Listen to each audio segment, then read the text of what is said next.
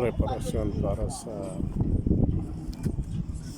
paglagay ng paggawa ng ng special guys.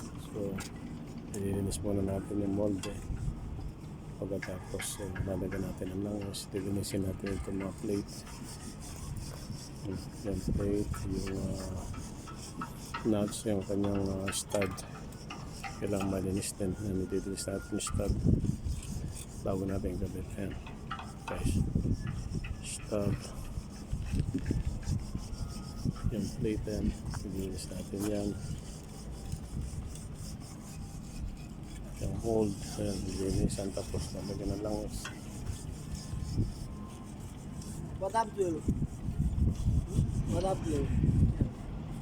Ayan guys, ito yung ginagawa namin ngayon. Preparation ng molde ng Rocket Special. Alisin natin yung mga singit-singit na madumi. Tapos pagka natapos ng linisin, lalagyan na natin ng langis.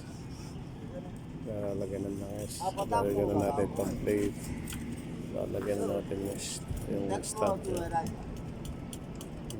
Ngayon guys, ganyan na pagpaprepara paghahanda ng mold ng Rocket Special. Guys, kaya diretso lang guys, ano lang naman, pito lang hindi natin. Okay yung assignment natin guys, gumawa ng i-prepare yung molde ng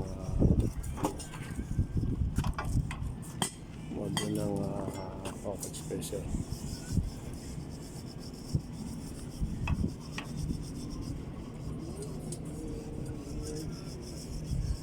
Yan guys, dito lang natin sa paggagaya.